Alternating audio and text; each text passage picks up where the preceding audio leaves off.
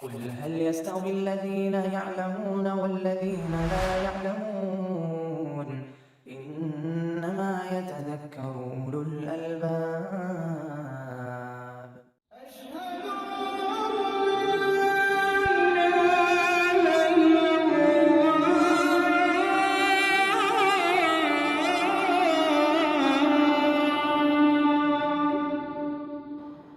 بسم اللہ الرحمن الرحیم الحمد للہ رب العالمین والعاقبۃ للمتقین ولا عدوان الا علی الظالمین والصلاة والسلام علی اشرف الانبیاء والمرسلین سیدنا ونبینا محمد وعلی آلہ واصحابہ ومن تبعہ باحسان الی یوم الدین، اما بعد۔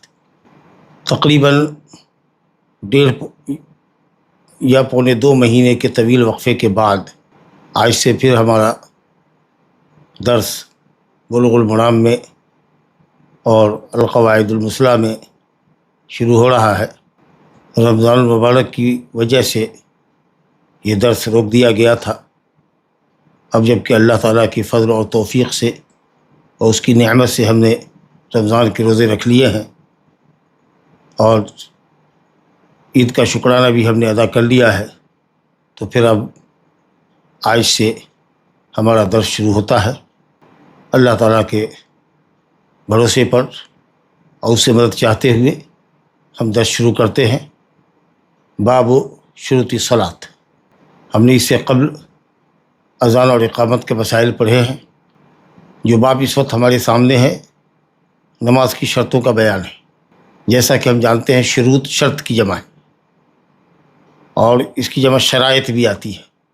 بول چال میں ہم لوگ بولتے تھے کہ ہمارے اور آپ کے درمیان شرائط طے ہو جانی چاہیے یا شروط طے ہو جانی چاہیے، تو شروط اور شرائط دونوں شرط کی جمع ہے۔ شرط لغت میں علامت کے معنی میں علامت، اور ایک لفظ اسی طریقہ سے آتا ہے شرط، را کے فتحے کے ساتھ شرط، اس کی جمع شرائط نہیں بلکہ اشراط آتی ہے۔ اس کے معنی بھی لغوی علامت کے ہی ہے۔ قیامت کے تعلق سے قرآن میں ہے فقط جاء اشراطها، قیامت کی علامتیں آ گئی، تو اشراط معنی علامات، علامات قیامت۔ اس کا واحد اشراط کا واحد شرط را کے فتحے کے ساتھ، اور شرط کی جمع شروط اور شرائط۔ شرط کس کو کہتے ہیں؟ نماز کی شرطوں کا بیان ہے، تو پہلے شرط کا مطلب سمجھیں۔ تو شرط کہتے ہیں کہ کسی بھی چیز کے وجود کے لیے یا کسی بھی چیز کا وجود جس شے پر موقوف ہو اور اس شے کے نہ ہونے کی وجہ سے شے نہ پائی جائے، اس کو شرط کہتے ہیں۔ کسی بھی چیز کا وجود جس چیز کے وجود پر موقوف ہو اور نہ ہونے کی صورت میں، عدم کی صورت میں عدم الشیء لازم آئے۔ کسی بھی شے کے وجود کے لیے جس چیز کا وجود لازمی ہو اور عدم کی صورت میں عدم الشیء لازم آئے، اس کو شرط کہتے ہیں۔ لیکن شرط کے وجود سے مشروط کا وجود لازم نہیں آتا۔ لیکن یہ بات ہے کہ اگر شرط نہیں پائی جائے گی تو مشروط نہیں پایا جائے گا۔ عدم کی صورت میں مشروط نہیں پایا جائے گا، لیکن شرط پائی جانے کی صورت میں ضروری نہیں ہے کہ مشروط پایا جائے۔ مثال کے طور پر یہ طہارت ہی کو لیے، وضو نماز کے لیے ہم لوگ کہتے ہیں شرط، قبلہ کی طرف استقبال کرنا شرط، ستر پوشی شرط۔ مطلب کیا ہوا کہ اگر ہم محدث سے ہمارے پاس طہارت نہیں ہے تو نماز کا وجود لازم نہیں ہوگا، نماز جائز نہیں ہوگی۔ تو جس چیز کا وجود جس چیز پہ لازم ہو، جس چیز کے وجود پر کوئی چیز کا وجود لازم ہو، نماز کا وجود طہارت کے وجود پر موقوف ہے، اور اگر طہارت نہ ہو تو نماز نہیں پائی جائے گی۔ تو یہ وضو نماز کے لیے شرط ہے۔ لیکن ضروری نہیں ہے کہ اگر طہارت پائی جائے تو نماز بھی پائی جائے۔ اس وقت اگر ہم پاک ہیں تو کہاں نماز پڑھ رہے ہیں؟ ضروری نہیں کہ جب طہارت پائی جائے نماز بھی پائی جائے۔ یا مان لیجیے کہ طہارت تو ہے، نماز کے لیے بھی ہم ہیں، لیکن قبلے سے انحراف ہے تو نماز نہیں ہوگی۔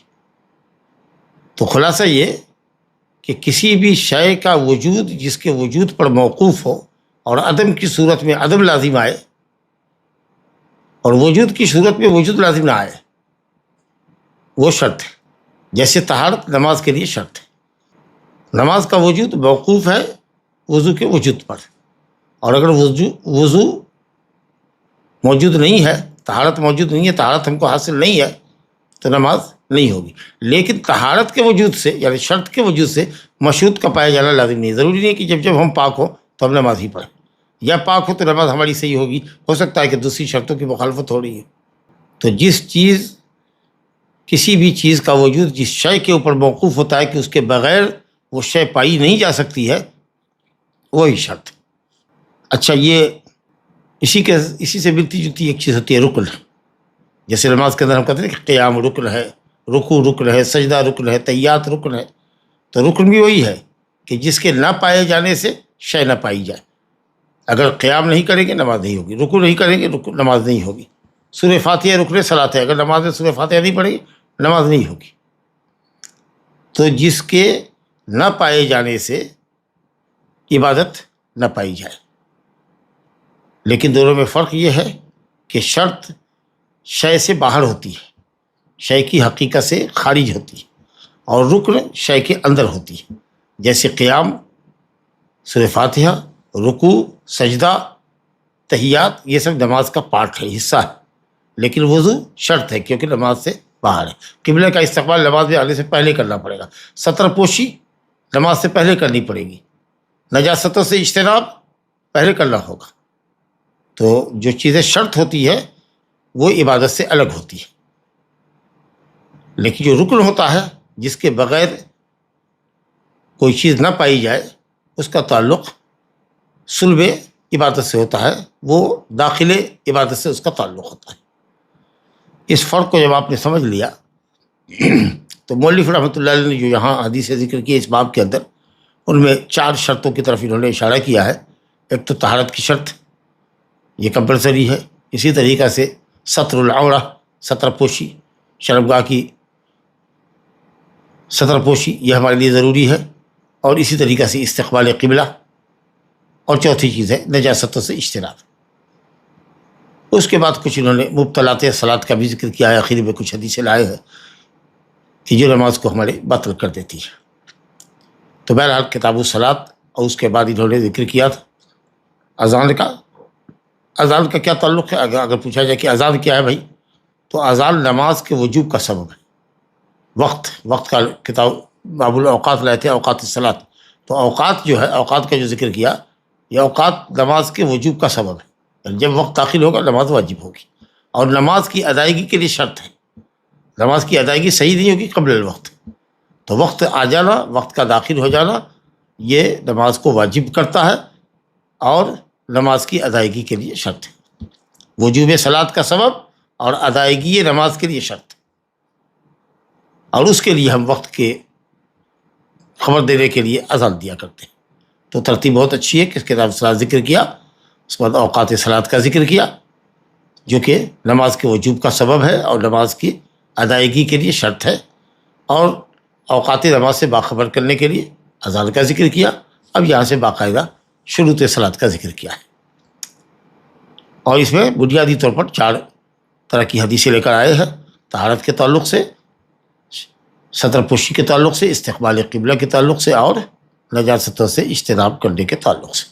اور آخر میں کچھ حدیثیں وہ ذکر ایسی ہے جن کا تعلق ان اشیاء سے ہے جو نماز کو باطل کرنے والی ہے۔ یہ تمہیدی گفتگو جب آپ کے سامنے آ گئی اور آپ نے شرط کا معنی سمجھا کہ کسی بھی شے کا وجود جس کے وجود پر موقوف ہو اور عدم کی صورت میں عدم الشے لازم آئے، لیکن شرط کے وجود پر مشروط کا وجود لازم نہیں ہو۔ جب شرط پائی جائے، مشروط پائی جائے، ایسا نہیں ہے، لیکن یہ ہے کہ مشروط پائے جانے کے لیے شرط کا پایا جانا ضروری ہے۔ مشروط کے پائے جانے کے لیے، کسی شے کے پائے جانے کے لیے شرط کا پایا جانا ضروری ہے، لیکن شرط اگر موجود ہو تو ضروری نہیں کہ مشروط پائی جائے۔ جب وضو ہم کریں ضروری ہے کہ ہم نماز پڑھیں، لیکن نماز کے لیے طہارت شرط ہے۔ بغیر طہارت کی نماز نہیں ہوگی۔ طہارت موجود ہوگی، طہارت حاصل ہوگی، تبھی ہم نماز پڑھیں گے، طہارت کے بغیر نماز نہیں۔ دیکھیے حدیث، پہلی حدیث ہے اس باب میں، وعن علی بن طلق رضی اللہ عنہ قال قال رسول اللہ صلی اللہ علیہ وسلم اذا فسع احدکم فی الصلاة فلینصرف ولیتوضأ ولیعید الصلاة رواہ الخمسہ وصححہ ابن حبان۔ ایک حدیث اور پڑھتے ہیں جو پہلی حدیث سے بظاہر ٹکرا رہی ہے۔ وعن عائشہ رضی اللہ عنہ قالت قال رسول اللہ صلی اللہ علیہ وسلم من اصابہ قیء او رعاف او مزی فلینصرف فلیتوضأ ثم لیبنی علی صلاته وهو فی ذلک لا یتکلم رواہ ابن ماجہ وضعفہ احمد۔ یہ جو عائشہ کی روایت ہے جس کو امام محمد نے ضعیف کہا ہے، یہ ہم اس کو حدیث نمبر 74 کے تحت نواقض الوضو کے باب میں پڑھ چکے ہیں۔ حدیث دیکھیے، پہلی حدیث جو اس باب کی ہے وہ علی ابن طلق رضی اللہ عنہ سے ہے۔ اختلاف ہے کہ یہ صحابی ہے کہ تابعی ہے، لیکن انشاءاللہ صحیح قول یہ ہے کہ یہ صحابی ہے۔ بنو حنیفہ کے تھے، جس قبیلے کا مسیلمہ کذاب مدعی نبوت کذاب تھا، یمامی تھے، یمامہ کے رہنے والے۔ علی ابن طلق رضی اللہ عنہ سے روایت ہے، انہوں نے کہا کہ رسول اللہ صلی اللہ علیہ وسلم نے فرمایا اذا فسع احدکم فی الصلاۃ، جب تم میں کا کوئی نماز میں فسو کرے، یعنی جب تم میں سے کسی بھی شخص سے نماز میں اس کے دبر سے ریا خارج ہو، فلینصرف، تو وہ نماز سے پلٹے، نماز توڑے، ولیتوضأ، اور وضو کرے، ولیعید الصلاۃ، اور نماز کو پلٹائے۔ اثر نو نماز پڑھے، پڑھی ہوئی نماز باطل ہو جائے گی، حتیٰ کہ اگر تحیات کے اندر بیٹھا ہوا 4 رکعت پڑھ چکا ہے امام کے ساتھ، اور تحیات کے اندر یا سلام سے قبل، امام کے سلام پھیرنے سے قبل اگر اس کی ریا خارج ہو گئی تو نماز اس کی باطل ہو گئی، وضو بھی باطل ہوا اور نماز بھی باطل ہوگی۔ اب وہ جائے وضو کرے اور پھر سے پوری نماز پلٹائے۔ حدیث کا مفاد اور خلاصہ یہی ہوا۔ علی ابن طلق رضی اللہ عنہ کی حدیث میں ہے کہ رسول اللہ نے فرمایا جب تم میں سے کسی سے نماز میں ریا خارج ہو تو وہ پلٹے، فلینصرف امر کا صیغہ ہے، ولیتوضأ، اور وضو کرے، یہ بھی امر ہے، لام امر ہے۔ واو چونکہ واو مفتوحہ پہلے آیا ہے، فا مفتوحہ پہلے آیا ہے، اسی لیے لام ساکن ہوتا ہے۔ فلینصرف ولیتوضأ ولیعید الصلاۃ، اور نماز پلٹائے، پڑھی ہوئی نماز باطل ہو جائے گی۔ رواہ الخمسہ، خمسہ نے روایت کیا، اور ابن حبان نے اس کو صحیح کہا۔ خمسہ سے مراد امام احمد نے اور سنن اربعہ کے مؤلفین نے، امام ابو داؤد، نسائی، ترمذی، ابن ماجہ۔ ان کی جو سنن ہے یہ سنن اربعہ، سنن ترمذی، سنن ابی داؤد، سنن ترمذی، سنن نسائی اور سنن ابن ماجہ، یہ سنن اربعہ ہے، اور یہ مسند احمد ملا کر کے الخمسہ ہے۔ تو رواہ الخمسہ، اس کو خمسہ نے روایت کیا، لیکن شاید یہ تھوڑا وہم لگتا ہے کیونکہ یہ حدیث علی ابن طلق کی ابن ماجہ میں نہیں ہے، تو اس لیے مسند احمد میں، ترمذی میں، ابو داؤد میں اور نسائی میں۔ وصححہ ابن حبان، اور ابن حبان نے اس کو صحیح کہا ہے، اس کا مطلب یہ کہ صحیح ابن حبان کے اندر بھی یہ حدیث ہے، اور اس کے اوپر کوئی ریمارک حافظ ابن حجر نے نہیں کیا ہے، اس لیے ترمذی نے اس حدیث کو حسن کہا ہے، اور ابن حبان نے اس کو صحیح کہا ہے، اور مؤلف رحمۃ اللہ علیہ کا بھی میلان اسی طرف ہے کہ حدیث قابل اعتبار ہے، قابل حجت ہے۔ گویا کہ ریا اگر اثناء صلاۃ قبل السلام خارج ہو جاتی ہے تو نماز باطل ہو جائے گی، وضو بھی باطل، نماز بھی باطل، اور نماز اثر نو دوبارہ پلٹانی پڑے گی، پڑھی ہوئی نمازیں معتبر نہیں ہوں گی۔ لیکن اس کے برخلاف دیکھیے یہ حدیث ہے، عائشہ رضی اللہ عنہ سے روایت ہے، جس کو ہم نواقض الوضو میں حدیث نمبر 74 کے تحت پڑھ چکے ہیں۔ وہ کہتی ہیں کہ رسول اللہ صلی اللہ علیہ وسلم نے فرمایا من اصابہ قیء او رعاف، جس کو قے پہنچے، یعنی جس کو قے آئے، پیٹ سے جو دانا پانی کھانا اور پانی جو منہ کے راستے سے نکلتا ہے، اور رعاف، یا ناک سے خون ٹپکے، او مزین، یا مزی نکلے، جو رقیق پتلا پانی ہوتا ہے، سفید مادہ، جو مداعبت کے وقت، ہنسی مذاق کے وقت، شہوانی گفتگو یا شہوانی حرکات کرنے کے وقت جو مزی نکلتی ہے، تو کہا گیا کہ فلینصرف، اگر نماز میں ایسی کیفیت ہو جائے، کوئی بھی کیفیت، قے آ جائے، یا ناک سے خون ٹپکنے لگے، یا کسی کی مزی خارج ہو جائے، فلینصرف، تو نماز سے پلٹے۔ مزی ناقض الوضو ہے، یہ تو اجماعی مسئلہ ہے، اس میں کسی کا اختلاف نہیں۔ لیکن قے اور رعاف کے سلسلے میں اختلاف ہے۔ جمہور نے کہا کہ قے اور رعاف سے وضو نہیں ٹوٹتا، بعض اہل علم نے حنفیہ وغیرہ کے یہاں وضو ٹوٹتا ہے، لیکن مزی سے وضو بالاتفاق ٹوٹتا ہے۔ بہرحال اس حدیث میں یہ کہ فلیرسری، وہ پلٹے، جس کو قے آئے یا رعاف آئے، نکسیر ہو یا نکسیر پھوٹے یا مزی نکلے، وہ نماز سے پلٹے، فلیتوضا، اور وضو کرے، ثم لیبنی علی صلاتہ، ثم لیبنی علی صلاتہ، پھر اپنی نماز پر بنا ڈالے، یعنی پڑھی ہوئی نمازوں کے بعد جتنی رکعتیں چھٹی ہوئی ہیں صرف ان کی تکمیل کرے، یعنی پڑھی ہوئی نمازوں کا اعتبار ہوگا، جہاں سے چھوڑا ہے اس نے وہی سے اس کو مکمل کرے۔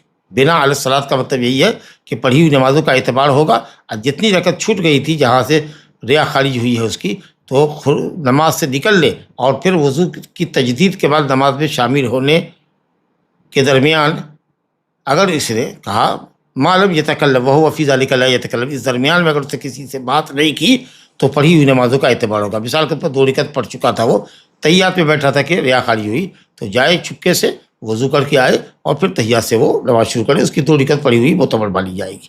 یہ حدیث ہے عائشہ ہے۔ کہتے ہیں کہ ابن ماجہ نے اس حدیث کو روایت کیا ہے، صرف ابن ماجہ نے، اور یہ کتاب، یہ حدیث کہیں اور نہیں، یہ گویا کہ سنن ابن ماجہ کے تفردات میں سے ہے۔ یہ حدیث صحیحین تو صحیحین، مسند احمد میں بھی نہیں اور سنن اربعہ میں بھی نہیں۔ امام احمد رحمۃ اللہ علیہ نے اس حدیث کو ضعیف کہا ہے، اور ہم نے ضعف کی وجہ بتائی تھی کہ اس کی سند میں اسماعیل بن عیاش نام کا راوی ہے، جس نے اس حدیث کو روایت کیا ہے ابن جریج سے، اور اس کی روایت حجازی روات سے ضعیف ہوتی ہے، تو اس لیے یہ حدیث ضعیف ہے۔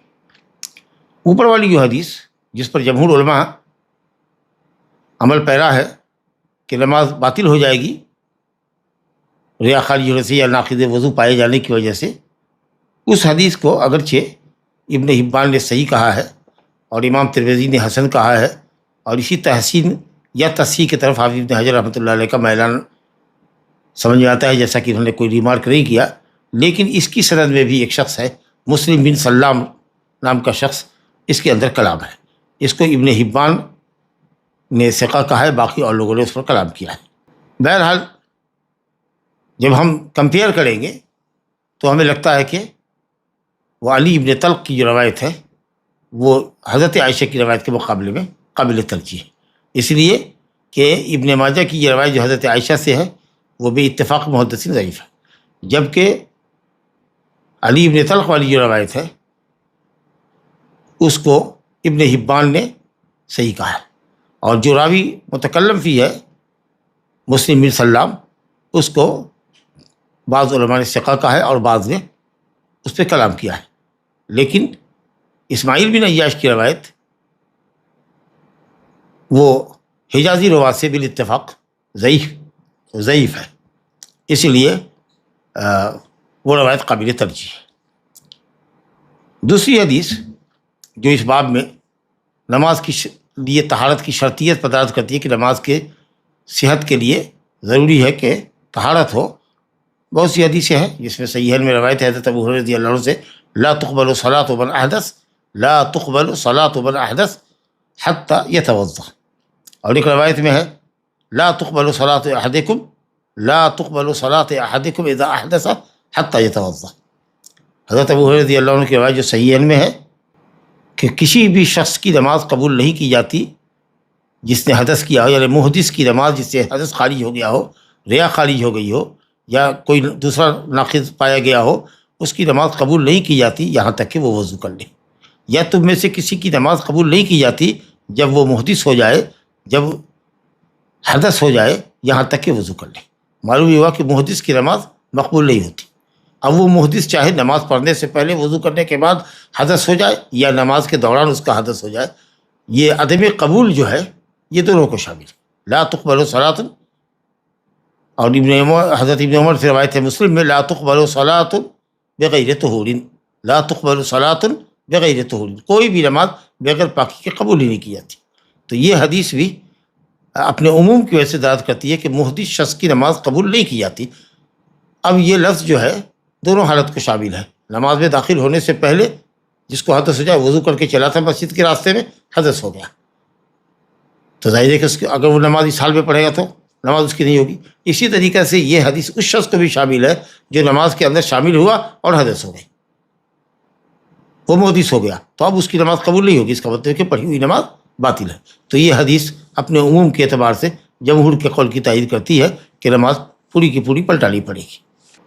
اچھا، یہ امام بخاری رحمۃ اللہ علیہ کتاب الوضو کے اندر ذکر کیا ہے اس حدیث کو، جو ابھی ابو ہریرہ رضی اللہ عنہ کی حدیث آپ نے پڑھی، لا تقبل صلاۃ من احدث، محدث کی نماز اللہ قبول نہیں کرتا یا قبول نہیں کی جاتی یہاں تک کہ وضو کرے.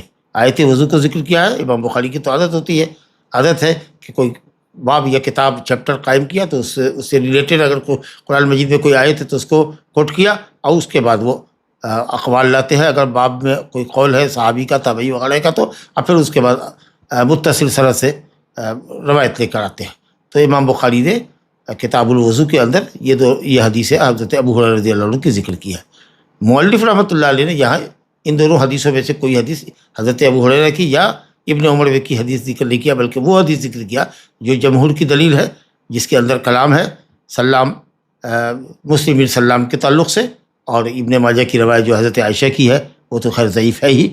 شاید لگتا ایسا ہے کہ جو حدیثیں ہیں کہ محدث کی نماز قبول نہیں کی جاتی جب تک کہ وضو نہ کرے، تو عام ہے اور طلاب العلم اس کو جانتے ہیں، سمجھتے ہیں. لیکن شاید یہ جو روایت ہے ہماری علی ابن طلق والی، وہ عام طلبہ کے لیے چونکہ ظاہر نہیں ہے اور عام طلاب اس کو نہیں سمجھتے یا نہیں جانتے، تو اس لیے ممکن ہے کہ اس حدیث کو انہوں نے ذکر کیا. تو مناسب تو بہتر یہ تھا کہ طہارت کی شرطیت کے لیے جو باب لائے ہیں شروط الصلاۃ، اور اس کے اندر طہارت کی شرط لائے ہیں، اور طہارت شرط ہے، تو ابو ہریرہ کی یا ابن عمر کی حدیث ذکر کی جاتی تو یہ زیادہ اچھا ہوتا. لیکن شاید یہاں پر جو روایت لائے وہ وہی کہ صاحب جو غیر مشہور حدیث ہے اس کو ذکر کیا. خلاصہ یہ کہ صحیح قول کے مطابق بات یہی ہے کہ صاحب جس کا حدث ہو جائے نماز کے اندر، اس کا وضو اور اس کی نماز باطل ہو جاتی ہے، اور اس کو پھر اثر نو نماز پلٹانی پڑے گی. کچھ لوگ ایسا کرتے ہیں کہ اگر ریا خاری بھی ہوگی تو نماز میں جاری رہتے ہیں اور مکمل کرتے ہیں، پھر بعد میں وہ پورا کر لیتے ہوں، شاید شرم آتی ہوگی کہ نکلیں گے تو لوگ کیا کہیں گے جی. لیکن یہ شرم بے مطلب ہے، اس کی کوئی وجہ نہیں ہے کہ یہ شکل ہو. جیسے ہی حدث حاصل ہو، ظاہری صورت بھی نماز کی نہیں ہونی چاہیے. یہ ٹھیک ہے کہ اس کے ذہن میں کہ یہ اعتبار نہیں ہوگا ہماری نماز کا، میں اپنی نماز کا اعتبار نہیں کروں گا، پھر سے پلٹاؤں گا، لیکن ظاہراً بھی صورتاً بھی بظاہر بھی اس کو نماز میں جاری رہنا، قائم رہنا اور نماز کو مکمل کرنا اس کے لیے حرام ہے. کیونکہ نماز بلا وضو کے یہ نماز کے ساتھ مذاق ہے اور شریعت کے ساتھ ایک طرح کا کھلواڑ ہے. بلکہ امام ابن تیمیہ رحمۃ اللہ علیہ نے ذکر کیا کہ اگر کوئی شخص بلا طہارت کے نماز پڑھنے کو حلال سمجھتا ہے تو وہ کافر، اور اگر حلال نہیں بھی سمجھتا ہے اور نماز پڑھتا ہے تو اہل علم نے اس کے کفر میں اختلاف کیا ہے.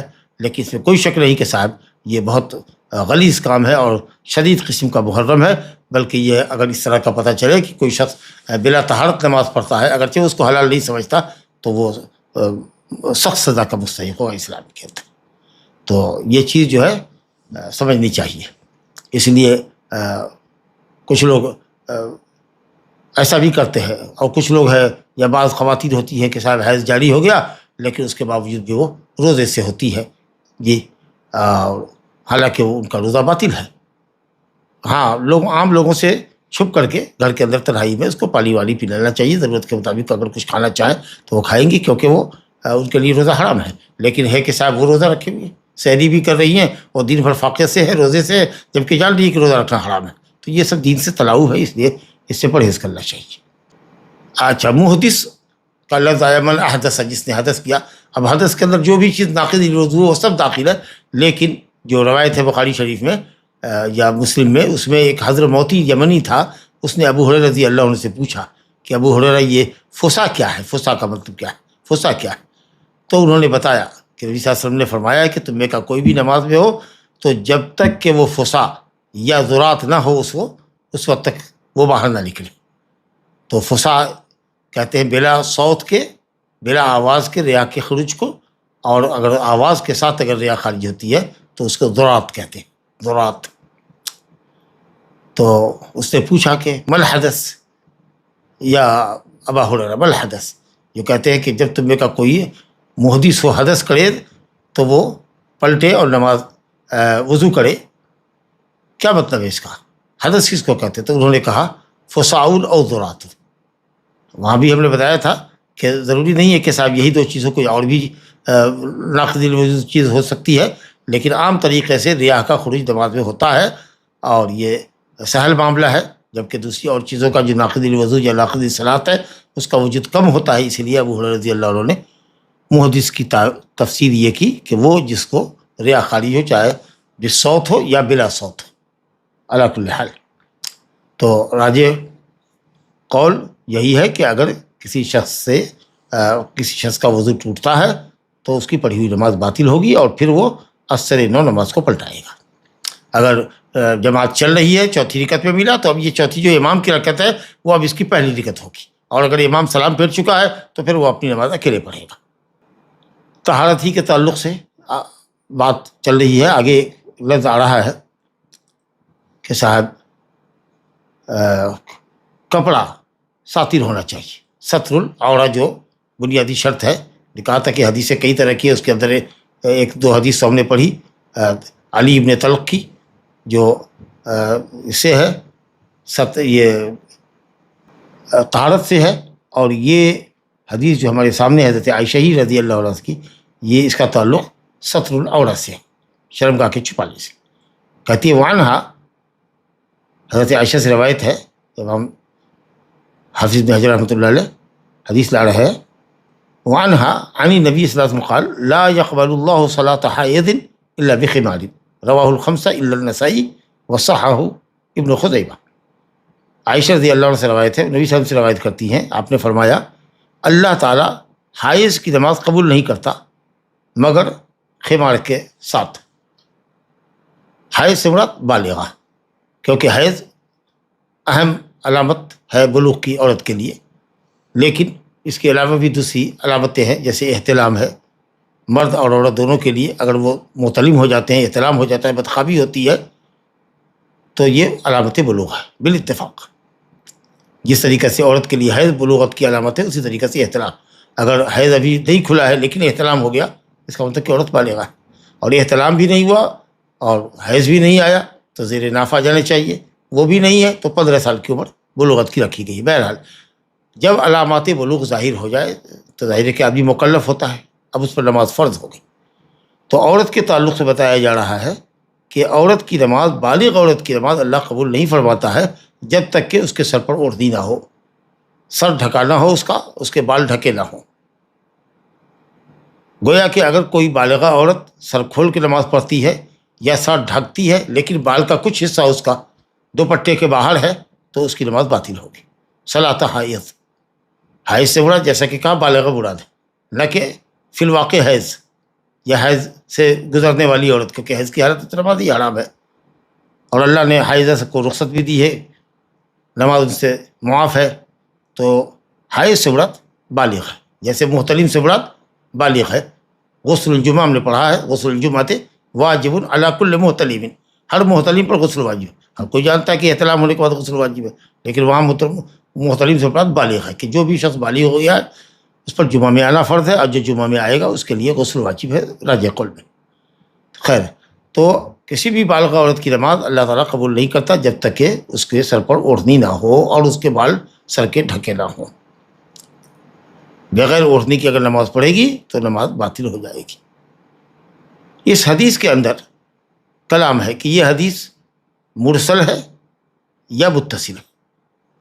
محمد بن سیرین نے حضرت عائشہ رضی اللہ عنہ سے روایت کیا، اور کہیں پر محمد بن سیرین نے اس کو روایت کیا ہے صفیہ بنت حارث سے، اور انہوں نے روایت کیا ہے حضرت عائشہ سے۔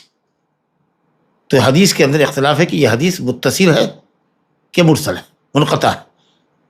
اگر ابن سیرین نے حضرت عائشہ سے ڈائریکٹ روایت کیا تو حدیث میں انقطاع ہوگا، کیونکہ ابن سیرین کا، محمد بن سیرین کا لقاء حضرت عائشہ سے نہیں، اور اگر صفیہ بنت حارث سے انہوں نے روایت کی ہے تب حدیث متصل ہوگی۔ گویا کہ حدیث کی اتصال اور ارسال کے تعلق سے اس حدیث کے سند میں کلام ہے۔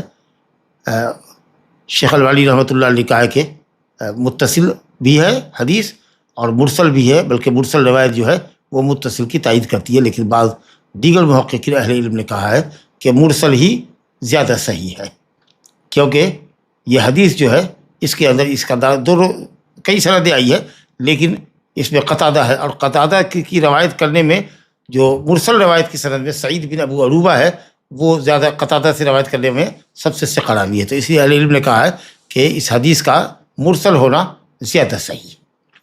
بہرحال تھوڑی گفتگو ہے اس حدیث کے متصل اور مرسل ہونے میں، لیکن اگر یہ حدیث مرسل بھی مانی جائے تو اہل علم کے نزدیک اتفاق ہے، اہل علم کا اتفاق ہے، بلکہ علماء نے اجماع نقل کیا ہے کہ کسی بھی بالغ عورت کی نماز بغیر سر ڈھانپے ہوئے جائز نہیں ہوگی، نماز باطل ہو جائے گی۔ اب ایک لفظ ہے، بہت نقطے کی بات ہے یہاں پر، لا يقبل اللہ، اللہ تعالیٰ نماز قبول نہیں کرتا ہے۔ قبول نہ کرنے کا کیا مطلب ہے؟ اس کا دو معنی ہے، ایک تو نماز اس کی صحیح نہیں ہوگی، نماز دوبارہ پلٹانی پڑے گی، آدمی بڑی ذمہ نہیں ہوگا، اپنے واجب سے سبکدوش نہیں ہوگا، اس کو دوبارہ پڑھنا ہوگا، تو ایک یہ معنی ہوتا ہے۔ اور دوسرا جو معنی ہے کہ نماز صحیح تو ہو گئی، بڑی ذمہ تو ہو گیا، اس نے واجب اور فرض ادا کیا، لیکن نماز مکمل نہیں ہوئی، ثواب سے محرومی ہوئی۔ جیسے حدیث ہم لوگ جانتے ہیں، من اتی عرافا او کاہنا فسألہ عن شیء لم تقبل له صلاۃ 40 یوما، کوئی شخص اگر کسی عراف کے پاس جائے جو گمشدہ اشیاء کا پتہ دیتا ہے اٹکل پچو طریقے پر، یا کسی نجومی کے پاس جائے، کہ کاہن کے پاس جائے اور اس سے کسی چیز کے متعلق پوچھے غیبی امور کے تعلق سے، تصدیق کرنا تو بات کی بات ہے، تصدیق کرے گا تو محمد صلی اللہ علیہ وسلم کی ملت سے خارج ہو جائے گا، شریعت سے نکل جائے گا، کیونکہ وہ کاہن کو گویا کہ عالم الغیب سمجھ رہا ہے۔ لیکن صرف سوال کرتا ہے، مجرد سوال، تصدیق کرنا تو دور کی بات ہے، صرف سوال کیا کسی عراف سے یا کاہن سے، تو اس کی 40 دن کی نماز قبول نہیں ہوتی ہے۔ تو یہاں پر قبول نہ ہونے کا مطلب ثواب سے محروم ہے، کیونکہ اس نے وہ عمل کیا، وہ زبردست بدعقیدگی ہے اس کے اندر، یا اس کے عمل کی اتنی سنگینی ہے کہ اس کی نماز کے ثواب کو باطل کر رہی ہے۔ لیکن بڑی ذمہ ہو جائے گا، دوبارہ سے نماز اس کو پڑھنی نہیں ہے، فریضہ اس کا ادا ہو گیا، لیکن نماز کے ثواب سے محروم ہوا۔ تو یہ کب ہم سمجھیں گے کہ عدم قبولیت کا مطلب ہے کہ نماز رد کر دی گئی، دوبارہ پڑھنا ہے، اور کب ہم یہ سمجھیں گے کہ نماز صحیح تو ہو گئی، فریضہ تو اس کا ادا ہو گیا، ثواب سے محرومی ہوئی؟ اس کا ضابطہ یہ ہے کہ اگر شرط کی نفی ہو یا شرط نہ پائی جائے، کسی بھی عبادت کے لیے کوئی چیز شرط ہو اور وہ شرط نہ پائی جائے، یا کوئی رکاوٹ ہو جو اس شے کو صحیح نہیں ہونے دے رہی ہے، اس عبادت کو صحیح نہیں ہونے دے رہی ہے، تو وہاں پر عدم قبول کا مطلب عدم صحت ہے کہ عبادت آپ کی صحیح نہیں ہوگی۔ مثلا کسی کے پاس وضو نہیں ہے، بلا وضو کے اگر وہ نماز پڑھ رہا ہے تو ظاہر ہے کہ یہاں پر نماز اس کی مقبول نہیں ہوگی، یعنی صحیح نہیں ہوگی، وہ بڑی ذمہ نہیں ہوگا، فریضہ اس کا ادا نہیں ہوگا، دوبارہ سے اس کو اپنا وہ فرض ادا کرنا پڑے گا۔ چلیے صاحب، ایک شخص ہے، وضو تو ہے اس کے پاس، وضو ہے اس کے پاس، لیکن دوسرا معنی ہے، مثال کے طور پر نماز پڑھ رہا ہے، لیکن نماز کے اندر وہ قصداً کسی سے کلام کر لے، جبکہ نماز کے اندر آپس کی گفتگو حرام ہے، تو یہ اگر قصداً کرتا ہے تو یہ ایسی رکاوٹ پائی گئی جو اس کی نماز کو باطل کر دے گی۔ تو اگر شرط نہ پائی جائے یا کوئی رکاوٹ پائی جائے، نماز کے منفی یا منافی کوئی امر پایا جائے، تو نماز غیر مقبول ہے۔ لیکن اس سب سے اگر ہٹ کے کوئی چیز ہے، جیسے کسی عراف کے پاس گیا، یا کہا گیا ہے کہ صاحب اگر کوئی شخص کسی کا غلام ہے، وہ بھوڑا ہے، بھاگ کے چلا گیا ہے، یا اگر کسی شخص نے شراب پی ہے اور جب تک شراب اس کے پیٹ میں ہے، حدیث بھی ہے کہ اس کی نماز قبول نہیں ہوتی ہے، تو یہاں پر عدم قبولیت کا مطلب یہ ہے کہ ثواب نہیں ملے گا، کیونکہ اس کا عمل اتنا سنگین ہے، یا اس کے عمل کی سنگینی کو بتانے کے لیے کہا گیا کہ تمہارا عمل اتنا سنگین ہے جو تم کو گنہگار بھی کر رہا ہے اور تم کو تمہاری نماز کے ثواب سے محروم بھی کر رہا ہے۔ تو سمجھا جائے کہ عدم قبولیت کا دو مطلب ہے، یا تو نماز صحیح نہ ہو، عبادت صحیح نہ ہو، یا یہ ہے کہ صحیح تو ہو جائے لیکن ثواب سے محرومی ہو۔ تو جہاں شرط کی نفی ہوگی، شرط نہیں ہوگا، شرط نہ پائی جائے یا کوئی رکاوٹ پائی جائے، وجود مانع ہو یا عدم شرط ہو، شرط نہیں پائی گئی اور رکاوٹ پائی گئی، جی شرط فوت ہے اور مانع موجود ہے، شرط فوت ہے یا معنی موجود ہے تو نماز باطل، اور اگر اس سے ہٹ کے کوئی چیز ہے جس کی بنیاد پر نماز کو کہا گیا ہے کہ قبول نہیں کی جاتی تو وہاں پر نماز صحیح ہو جائے گی، ثواب سے محرومی ہوگی۔ بہرحال یہاں کہا جا رہا ہے کہ نماز حائضہ کی یعنی بالغہ کی قبول نہیں ہوتی ہے جب تک کہ وہ اپنے سر کو نہ ڈھانپے اور اپنے بال کو نہ ڈھانپے۔ اہل علم کا اتفاق ہے کہ بالغہ عورت کی نماز صحیح نہیں ہوتی ہے اگر اس کا سر کھلا ہوا ہے۔ اس کا مفہوم یہ ہوا حدیث کا کہ غیر بالغہ ہے، اگر بالغ نہیں ہوئی ہے اور اس کا اگر بال کھلا ہوا ہے تو معاملہ اس کے لیے آسان ہے کہ اس کی نماز صحیح ہو جائے گی، کیونکہ بالغہ کے مقابلے میں ابھی اس کی جو سطر ہے وہ خفیف درجے کی ہے۔ لیکن ادب اور تربیت دینے کے لیے جب سے بچیاں نماز پڑھیں ہمارے یہاں، خاص کر جب 10 سال کی ہو جائے تو ان کو آپ اسی طرح سے حجاب کروائیں، سر چھپا لیں۔ اب چہرے کا کیا معاملہ ہے، نماز کے اندر چہرہ کھلا رہے یا چہرہ بھی ڈھکا رہنا چاہیے؟ تو جماہیر امت نے یہی کہا ہے کہ اصل یہ ہے کہ چہرہ نماز کے اندر کھلا ہونا چاہیے۔ لیکن اگر کوئی اجنبی وہاں ہے یا گزر رہا ہے، جیسے مسجد حرام وغیرہ میں یا مسجد نبوی میں لوگوں کی گزرگاہ ہوتی ہے، بغل میں عورتوں کا مصلی ہوتا ہے، اگر گھیرا ہوا ہے عورتوں کا مصلی تو کوئی مسئلہ ہی نہیں ہے۔ لیکن اگر اوپن ہے، ساحہ میں اگر فیلڈ میں نماز پڑھ رہی ہے میدان میں اور مرد حضرات گزر رہے ہیں اور عورتوں پر نظر پڑ سکتی ہے، تو ایسی صورت میں راجح قول اہل علم کا یہ ہے کہ وہ چہرے کے اوپر بھی اپنا پردہ گرا لیں، چہرے فیس جو ہے اس کو چہرے پر لے آئے۔ راجح قول انشاءاللہ یہی ہے، کیونکہ دیکھنے کے تعلق سے چہرہ پردے میں داخل ہے، اور ظاہر ہے کہ جسم کے دوسرے اعضاء سے انسان اتنے فتنے میں نہیں پڑتا ہے جتنا کہ کسی عورت کے چہرے کو دیکھ کر، اور خاص کر حسین عورت کے چہرے کو دیکھ کر فتنے میں پڑتا ہے۔ لہذا فتنے سے دوری اختیار کرنے کے تعلق سے، دین کی حفاظت کے تعلق سے بھی یہ بات بہتر ہے کہ اس کا چہرہ ڈھکا ہونا چاہیے۔ تو بلکہ بہتر نہیں، یہ کہیے کہ واجب ہے اہل علم کے راجح قول میں کہ چہرے کا پردہ کرنا ہوگا اجنبی سے۔ لیکن اگر محارم موجود ہیں، گھر میں پڑھ رہی ہیں، کوئی بھی نہیں ہے، یا مسجد کے اس حصے میں پڑھ رہی ہیں جو گھیرا ہوا ہے، مرد حضرات عورتوں کو نہیں دیکھ پا رہے ہیں، یا باپ بھائی ہے یا شوہر ہے، وہاں اگر نماز پڑھ رہی ہے تو چہرہ کھل کے ہی پڑھے گی۔ اس کے بعد مسئلہ ہے کہ یہ ہتھیلی کا کیا حکم ہے عورتوں کے تعلق سے۔ تو ہتھیلی کے تعلق سے جمہور اہل علم نے کہا کہ یہ پردے میں داخل نہیں، یعنی یہ وہ پردہ نہیں ہے جس کا چھپانا واجب۔ جی، جیسے بال وہ پردہ ہے جس کا چھپانا واجب۔ ایک تو جو شرمگاہ ہے وہ تو ہے ہی ہے، عورت کا پورا جسم المڑا تو عورا، بال بھی اس کا پردہ ہے، جی اس کو چھپانا ہوگا۔ چہرے کے تعلق سے آپ نے سمجھ لیا کہ اجنبی مرد کا اگر گزر ہے تو وہاں چہرہ چھپانا راجح قول میں واجب ہے۔ ہتھیلیوں کے تعلق سے علی نے کہا ہے کہ یہ پردے میں داخل نہیں، اس کا چھپانا واجب نہیں۔ لیکن حنابلہ کا ایک جو ان کے یہاں مفتابع قول ہے، جس کو مذہب کا قول آپ کہہ سکتے ہیں، کسی بھی فقہی مذہب کا قول کا مطلب یہ کہ جو مفتابع قول ہو، جس پر فتویٰ دیا جاتا ہو، وہ یہ ہے کہ عورت کے لیے جائز نہیں ہے کہ نماز میں اپنی ہتھیلی کھولے، اور اسی کو اہل علم نے پسند کیا ہے، خاص کر کے اس وقت جب کہ اجنبی گزر رہے ہوں اور اس کی ہتھیلی کو دیکھ رہے ہوں، اور خاص کر کے جب ہتھیلی میں ہنا وغیرہ ہو، مہندی لگی ہوئی ہو، خوبصورت ہتھیلی ہو، یا اس میں انگوٹھی وغیرہ ہو جس سے ہاتھ خوبصورت دکھتے ہوں، تو ایسے وقت میں ایسی صورت میں وہ اپنی عبا کے اندر ہاتھ کو چھپا لے۔ لیکن اگر نہیں بھی چھپاتی ہے تو انشاءاللہ مسئلہ یہاں اتنا مشکل نہیں ہے جتنا کہ چہرے کا مسئلہ اور جتنا کہ بال کا مسئلہ ہے۔ اب اس کے بعد صرف ایک بات رہ جاتی ہے، پاؤں کا کیا معاملہ ہے۔ پاؤں کا اوپری حصہ جو ہے، اوپری حصہ یہ بھی جمہور اہل علم کے نزدیک پردے کے اندر داخل ہے، پردے کے اندر داخل ہے۔ حضرت روایت آ رہی ہے، ام سلمہ رضی اللہ عنہ کی روایت ہے، اس میں بھی کلام ہے اہل علم کا کہ ان سے کسی نے پوچھا کہ عورت کیا ایک درع میں، ایک لمبی قمیص میں، کرتے میں، ایک لمبے کرتے میں اور خمار میں نماز پڑھ سکتی ہے؟ یعنی کرتے کے نیچے، قمیص کے نیچے کوئی ازار نہ ہو، کوئی سروال نہ ہو، پائجامہ نہ ہو، اور کوئی ازار نہ ہو، صرف وہ لمبا سا کرتا ہے، اور اوڑھنی اگر وہ باندھ کے نماز پڑھنا چاہے تو پڑھ سکتی ہے۔ تو انہوں نے کہا کہ نبی کریم صلی اللہ علیہ وسلم نے سے میں نے سنا ہے کہ آپ نے فرمایا کہ صاحب اگر عورت ایک درع میں اور ایک خمار میں نماز پڑھتی ہے تو نماز اس کی ہو جائے گی، بشرطے کہ وہ جو درع ہو سابق ہو، اتنا لمبا ہو، یغطی ظہور قدمیہا، جو عورت کے دونوں قدم کے اوپری حصے کو ڈھانپ رہا ہے، یعنی جب اسٹینڈنگ پوزیشن میں ہے عورت تو اس کا کپڑا جو ہے وہ زمین کو ٹچ کر رہا ہو۔ اگر اس طرح کا کرتا ہے لمبا تو صرف وہ ایک کرتا اور اوپر سے ایک ایسی اوڑھنی یا ایک ایسی چادر جس سے اس کے بال چھپ جاتے ہوں، ڈھک جاتے ہوں، نماز اس کی صحیح ہے۔ تو یہ قول ہے جمہور اہل علم کا، شافعیہ کا، حنابلہ کا، مالکیہ کا، کہ صاحب پنڈلی کا اوپری حصہ کھلنا جائز نہیں ہے۔ ام سلمہ کی روایت اذا کان الدرع سابقا یغطی ظہور قدمیہ، سنن کی روایت ہے۔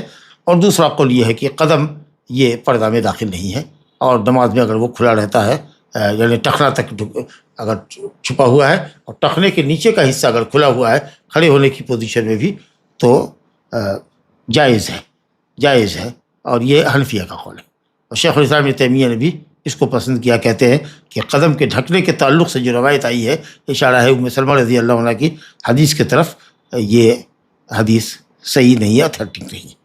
چنانچہ دیکھیے روایت یہاں پر آ رہی ہے، اگر روایت آئے گی پھر یہ حدیث لائے ہے، یہ مزید گفتگو انشاءاللہ تعالیٰ جب یہ حدیث آئے گی تو وہاں ہم پڑھیں گے۔ تو عورتوں کے کپڑے کے تعلق سے، سر ڈھانپنے کے تعلق سے، چہرہ کھلا رہے کہ ڈھکا رہے، ہتھیلی کے تعلق سے، کہ اکثر اہل علم نے ہتھیلی کو ضروری قرار نہیں دیا ہے، لیکن حنابلہ کے ہم جو ان کا ظاہر مذہب ہے وہ یہ ہے کہ ہتھیلی بھی چھپے، اور خاص کر کے جب اجنبی مرد کی نظر اس پر ہو اور ہتھیلی میں ہتھیلی ہنائی ہو اور زیور پہنے ہوئی ہو تو پردہ کرنا افضل ہے۔ کپڑے کا باب چل رہا ہے پردے ہی کے تعلق سے، ابھی چل رہا ہے ستر عورت کے تعلق سے۔ تو یہ تو حدیث ہم نے پڑھا کہ عورت جو بالغہ ہے اس کے لیے سر کے بال سے لے کر کے ٹخنے کے نیچے تک کے قدم کے اوپری حصے تک کو ڈھانپنا ضروری ہے۔ اختلاف ہے صرف ہتھیلی کے اندر، اور چہرے کے اندر راجح قول انشاءاللہ یہی ہے کہ اجنبی مردوں سے چہرے کا پردہ واجب ہے۔ مرد حضرات کے لیے کتنا کچھ ضروری ہے کپڑے کے تعلق سے، تو حدیث یہاں آ رہی ہے، متفق علیہ روایت ہے۔ عن جابر رضی اللہ عنہ ان النبی صلی اللہ علیہ وسلم قال له ان كان الثوب واسعا فالتحف به، یعنی فی الصلاة، ولمسلم فخالف بین طرفیہ وان كان ضيقا فاتزر به، متفق علیہ۔ ولهما من حدیث ابی ہریرہ رضی اللہ عنہ لا يصلي احدكم في الثوب الواحد ليس على عاتقه منه شيء۔ حضرت جابر رضی اللہ عنہ سے روایت ہے کہ نبی صلی اللہ علیہ وسلم نے ان سے کہا، ایک مرتبہ حضرت جابر رضی اللہ عنہ نبی صلی اللہ علیہ وسلم کے ساتھ سفر میں تھے، کسی ضرورت سے رات میں آئے نبی صلی اللہ علیہ وسلم کے پاس یا ان کے خیمہ میں، تو دیکھا کہ آپ نماز پڑھ رہے ہیں، اور یہ کہتے ہیں کہ میرے جسم کے اوپر ایک ہی کپڑا تھا اور میں نے اس کو بدن میں لپیٹ رکھا تھا۔ میں آپ کے پہلو میں کھڑا ہو گیا، جب آپ سلام آپ نے پھیرا نماز سے پلٹے تو پوچھا مسرا یا جابر، یہ رات میں اس وقت آنے کی وجہ؟ تو انہوں نے اپنی حاجت بتائی، ضرورت۔ آپ نے جو کپڑے کی حالت دیکھی، کہا کہ یہ کیا کپڑے کو تم نے لپیٹ رکھا ہے؟ ارے کپڑا اگر تنگ ہو، جو گردن سے لے کر کے پنڈلی تک نہ آئے یا گھٹنے تک نہ آئے، ران وغیرہ نہ چھپے، گردن سے لے کر کے ران وغیرہ تک چھپ جانی چاہیے۔ اگر یہ نہیں ہے، اتنا کشادہ کپڑا نہیں ہے، کپڑا تنگ ہے، تولیہ ٹائپ کا ہے، یا ایک شال ہے چھوٹی سی 4-5 ہاتھ کی ہے اور 3 ہاتھ کی چوڑی ہے مثال کے طور پر، تو کہا کہ اس کو کمر میں لپیٹ لو، اس کو کمر میں لپیٹ لو، صرف ازار بنا لو، کیونکہ یہ مغلظ شرمگاہ ہے، اس کو چھپاؤ۔ اور اگر وہ کشادہ ہے فلتحی بہی، تو اس کو ایسے لپیٹو جس میں جیسے کہ کوئی بڑی چادر کو لپیٹتا ہے، لحاف کو لپیٹتا ہے، یہ اسی طریقے سے بلینکٹ وغیرہ کو بدن پہ ڈالتا ہے کہ اس سے اس کا کندھا بھی چھپ جائے اور وہ اس کی رانیں بھی ڈھک جائے، یہاں تک کہ گھٹنا اور گھٹنے کے نیچے تک اس کا وہ آ جائے۔ تو اگر کپڑا اتنا کشادہ لمبا چوڑا ہے تو پھر آدمی ازار کے طریقے سے اس کو باندھ لے، اب پھر اس طریقے سے وہ اوڑھ لے تاکہ دونوں کندھا ڈھک جائے، اور اگر دونوں نہیں ڈھک سکتا تو کم سے کم ایک کندھا ڈھکے۔ حدیث کا مفہوم یہی ہے۔ آگے روایت ہے کہ آپ نے حضرت جابر سے کہا کہ ان کان ثوب واسع، اگر تمہارا کپڑا کشادہ ہو، کپڑے سے مراد چادر، ازار، نہ کہ کرتا، کیونکہ اگر کرتا لمبا ہے تب تو یہ ماشاءاللہ جیسے کہ ہم دیکھیے کرتا پہنے ہوئے ہیں تو ہمارا موڈھا وغیرہ بھی ڈھکا ہوا ہے، آستین بھی ہے، اور یہ کرتا اگر ہمارا یہ گھٹنے تک ہے تو الحمدللہ یہ ہمارے لیے کافی ہے۔ تو یہاں ثوب سے مراد قمیص نہیں ہے، بلکہ ثوب سے مراد چادر یا ازار ہے جی۔ تو اگر وہ کشادہ ہے تب تو اس کو لپیٹو نماز کے اندر کہ صاحب گردن سے لے کر کے تمہاری ران وغیرہ سب ڈھک جائے۔ اور امام مسلم نے ہے کہ اسی کو التحاف کے معنی کو بتایا گیا کہ فخالی بین طرفی، دونوں کنارے کو الٹے سمت میں پھیرو. ایسے چادر ڈالا اور چادر کو داہنے کنارے کو بائیں طرف ڈالا، بائیں کو دائیں طرف ڈالا جی. اور وہ کھس کے نہیں یا چادر کھس کے نہیں، کندھے سے گرے نہیں، پیچھے سے اس کو گرہ لگا دیا، گردن پر گرہ لگا دیا، جیسے مائیں اپنے بچے کو جاڑے میں کپڑا باندھتی ہے. تو یہ ہے خالف بین طرفی، دونوں کنارے کو الٹی سمت میں پھینکو اور پیچھے باندھ دو. اور اگر ازار کپڑا تمہارا ثوب تنگ ہے فتدر وہی، تو صرف کمر میں لپیٹ لو، ازار بنا لو اس کو. متفق علیہ روایت. ولہما، اور صحیحینی میں ابو ہریرہ رضی اللہ عنہ سے حدیث ہے، لا یصلی احدکم، تم میں کا کوئی نماز نہ پڑھے ایک کپڑے میں، درا حالے کہ اس کے کندھے پر لیس علی عاتقہ منہ شیء، اس کے کندھے پر کچھ نہ ہو. تو ابو ہریرہ کی روایت میں عاتقہ واحد ہے، اور بخاری شریف میں ایک لفظ میں ابو ہریرہ کی روایت میں عاتقی ہے، دونوں کندھا مراد. یہ جو گردن کا حصہ ہے، گردن سے لے کر کے یہ جو جوڑ ہے بازو کا، اس کو کہتے ہیں کندھا. تو یہ دونوں کندھا ڈھکا ہونا چاہیے. اور اگر دونوں نہیں ڈھکتا ہے تو اہل علم نے کہا کہ کم سے کم ایک کندھا ڈھکا ہونا چاہیے. تو یہ واحد بھی آیا، تثنیہ بھی آیا. تو اگر کپڑا کشادہ ہے، دونوں کندھا ڈھک سکتا ہے تو الحمدللہ بہتر بات ہے، تاکہ اگر دونوں ڈھک جائے گا تو پیٹھ کا بھی حصہ پیچھے سے ڈھک گیا ہے، اور اگر نہیں تو کم سے کم ایک کندھا ڈھکنا چاہیے. یہ جو کیفیت ہے، ظاہر ہے کہ حدیث کے اندر کوئی تعارض نہیں ہے، تطبیق واضح ہے کہ اگر کشادگی ہو کپڑے میں کہ موڈھا بھی دونوں ڈھانک سکتے ہو، یا ایک موڈھا اور شرمگاہ بھی نیچے کی جو اصل عورہ مغلظہ ہے، تو یہ بہت بہتر ہے. ورنہ اگر کسی کے پاس تنگ کپڑا، ایک ہی چھوٹی سی چادر ہے، شال ہے، تولیہ وغیرہ کی ہے، جیسی کوئی چیز ہے، اور اوپر کا جسم کچھ بھی نہیں ہے، تو بہرحال اوپر کا جسم کے مقابلے میں لازم ہے کہ کمر کو کمر میں باندھے اور جو شرمگاہ ہے اس کو اصل میں چھپائے. اصل میں یہ چیز جو ہے اصلاً یہ شرمگاہ نہیں ہے، لیکن نماز کے اندر زینت ہے. خذوا زینتکم عند کل مسجد، جی خذوا زینتکم عند کل مسجد. کیونکہ اگر پردہ پوشی نظر کی وجہ سے ہے کہ کوئی دیکھ نہیں رہے، کوئی دیکھے نہیں آپ کی شرمگاہ کو، یہ ذرا نقطے کی بات ہے. تو کوئی یہ کہہ سکتا ہے ایسے کہ اگر آدمی تنہا نماز پڑھ رہا ہو، گھر میں ہو، گھر بند کر لے، تو کیا وہ ننگا ہو کر نماز پڑھے گا؟ کیونکہ کوئی تو دیکھ نہیں رہا ہے اس کو. تو معلوم یہ ہوا کہ عورہ کا مطلب یہاں پر نظر کا عورہ نہیں ہے مردوں کے تعلق سے، بلکہ معاملہ یہ ہے کہ خذوا زینتکم عند کل مسجد. نماز پڑھ رہے ہو، اللہ کا احترام کرو، عبادت کی اہمیت اور اس کے مقام کو سمجھو، اور اپنے آپ کو ڈھانپو. یہی موڈھا نماز کے اندر ڈھانکنے کا حکم ہو رہا ہے کہ تم میں کا کوئی اس حال میں نماز نہ پڑھے، بشرطے کہ کپڑے کے اندر وسعت ہو کہ اس کا دونوں موڈھا یا کم سے کم ایک موڈھا ڈھکا ہوا نہ ہو. حالانکہ عام طریقہ سے مرد حضرات بدن اگر کھول کر کے مجمع میں بھی لوگوں کے درمیان ہوتے ہیں تو کوئی بات نہیں. نبی کریم صلی اللہ علیہ وسلم کا بدن کھلا رہتا تھا صحابہ کرام کے سامنے، اوپر کی چادر ہٹی رہتی تھی بدن سے. تو معلوم یہ ہوا کہ اصل میں اس کا تعلق زینت سے. اور جمہور اہل علم نے یہ کہا کہ صاحب موڈھے کا چھپانا مستحب ہے. اصل میں واجب وہی ہے جو ناف کے نیچے سے زانو تک کا جو حصہ ہے اس کو چھپایا جائے، جو شرمگاہ مغلظ ہے. اب اس میں کسی نے کہا کہ زانو پردے میں داخل ہے، پردے میں داخل نہیں ہے، لیکن احوط یہی ہے، احتیاط کا تقاضا، احتیاط فی الدین یہی ہے کہ زانو بھی ڈھکا ہوا ہونا چاہیے، ٹخنے تک کپڑا ہونا چاہیے، کہتے ہیں گھٹنے تک کپڑا ہونا چاہیے، رکب تک. جی اچھا، اگر اس سے معلوم یہ ہوا کہ ایک کپڑے میں بھی اگر کپڑا تنگ ہے تو آدمی صرف کپڑے میں لپیٹ کر کے نماز پڑھ سکتا ہے، ایک کپڑے میں نماز درست ہے. چنانچہ ابو ہریرہ رضی اللہ عنہ سے روایت ہے کہ صاحب نبی کریم صلی اللہ علیہ وسلم سے انہوں نے پوچھا کہ یا رسول اللہ کیا ایک کپڑے میں نماز ہوگی؟ تو آپ صلی اللہ علیہ وسلم نے پوچھا کہ او یجد احدکم کلکم ثوبین، کیا تم میں کا ہر کوئی دو کپڑا پاتا ہے؟ او کلکم یجد ثوبین، کیا تم میں کا ہر کوئی دو کپڑا پاتا ہے؟ بخاری مسلم کی روایت ہے. جی حضرت جابر رضی اللہ عنہ کے تعلق سے محمد بن منکدر نے کہا ہے کہ میں نے حضرت جابر بن عبداللہ کو دیکھا کہ وہ ایک کپڑے میں نماز پڑھ رہے ہیں، اور انہوں نے کہا کہ میں نے نبی صلی اللہ علیہ وسلم کو ایک کپڑے میں نماز پڑھتے ہوئے دیکھا ہے. تو الحمدللہ ایک کپڑا میں بھی نماز ہے، لیکن بس یہی ہے کہ ایک کپڑا اگر کشادہ ہو جس پہ کمر نیچے کی شرمگاہ کے ساتھ ساتھ موڈھا بھی ڈھک جائے تو بہت اچھا ہے. اور اگر کپڑے میں کشادگی نہ ہو، تنگ ہو، چھوٹا کپڑا ہو، تو صرف مرد حضرات کمر میں لپیٹ لیں، موڈھا کھلا رہے گا، کوئی حرج نہیں ہے. مجبوری میں موڈھا کھولنے میں کوئی حرج نہیں، لیکن اگر مجبوری نہیں ہے تو پھر راجح قول یہ ہے کہ دونوں کندھا یا دونوں کندھے میں سے ایک کندھے کو چھپانا واجب ہے. دلیل کی روشنی میں یہی قول ہے. البتہ ایک حدیث اور آتی ہے حضرت جابر رضی اللہ عنہ کی. حضرت جابر نے ایک کپڑے میں نماز پڑھی اور ایک چادر ان کی ٹنگی ہوئی تھی. تو کسی نے کہا کہ آپ نے ایک کپڑے میں کیوں نماز پڑھی؟ تو کہا لیران الجحال مثلکم، تاکہ تمہارے جیسا جاہل یا احمق یہ دیکھ لے مجھ کو کہ ایک کپڑے میں بھی نماز ہوتی ہے، یہ بتانے کے لیے کہ دو کپڑا ضروری نہیں ہے، لیکن بلا شبہ دو کپڑے میں نماز پڑھنا افضل ہے۔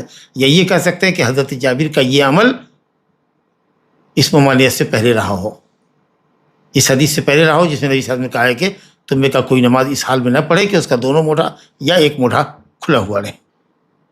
تو اس طریقے سے تطبیق حدیث کے اندر ہو جائے گی۔ بہرحال مرد حضرات کے لیے ضروری ہے کہ صاحب وہ نماز میں زینت اختیار کریں اور دو کپڑے میں نماز پڑھیں، ایک قمیص ہو، ایک سروال ہو، پائجامہ ہو، یا قمیص ہو، اظہار ہو، جی سر کو بھی ڈھانپے، اچھی بات ہے، زیب و زینت کے ساتھ جائیں، چادر ہو، ٹوپی ہو، امامہ ہو، اچھی حیت میں جائے۔ یا بنی آدم خذوا زینتکم عند کل مسجد، اللہ زیادہ لائق ہے کہ اس کے لیے زینت اختیار کی جائے۔ اب عورتوں کے تعلق سے ہم نے جو باب پڑھا تھا، کپڑے کے تعلق سے جو بات آئی ہے، وہاں میں نے ذکر کیا تھا کہ حضرت ام سلمہ رضی اللہ عنہ کی روایت ہے کہ ایک درع، ایک قمیص جب لمبی ہو جس سے قدم کا اوپری حصہ ڈھک جائے، اور ایک خمار ہو، اوڑھنی ہو جس سے بال ڈھک جائے، سر ڈھک جائے، تو نماز ہو جاتی ہے۔ اس حدیث کو لے کر کے آئے ہیں یہاں پر، ہم اس حدیث کو پڑھتے ہیں اور انشاءاللہ اسی پر درس کو روکیں گے۔ وعن ام سلمہ رضی اللہ عنہا انہا سألت النبی صلی اللہ علیہ وسلم اتصلی المرأة فی درع وخمار بغیر ازار؟ قال اذا كان الدرع سابغا يغطي ظهور قدميها اخرجه ابو داود وصحح الائمة وقفه۔ یہ ریمارک لگایا حافظ ابن حجر نے، زبردست۔ وہ حدیث میں کلام ہے، حدیث موقوف ہے۔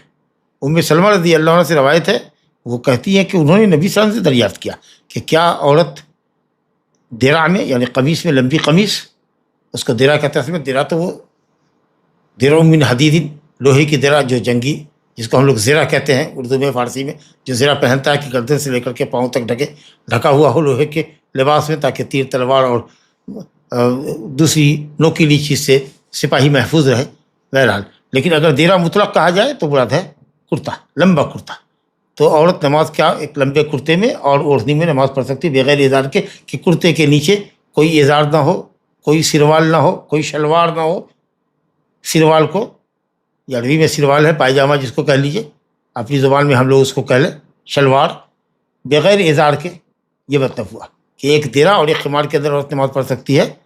تو آپ صلی اللہ علیہ وسلم نے فرمایا کہ جب درع یعنی کرتا عورت کا اتنا لمبا ہو جو اس کے دونوں قدم کے اوپری حصے کو چھپاتا ہو۔ امام یہ حدیث کئی سندوں سے آئی ہے، لیکن ائمہ نے، امام ابو داؤد نے کہا، اس کا حدیث کو ذکر کیا ہے اور اس کو موقوفاً کہا ہے کہ صحح الائمۃ وقفہ۔ حافظ ابن حجر نے کہا کہ ائمہ حدیث نے اس کو موقوف بیان کیا، جیسا کہ یہ مرفوعاً بھی روایت ہے، لیکن اکثر روات نے ام سلمہ رضی اللہ عنہ سے موقوفاً بیان کیا۔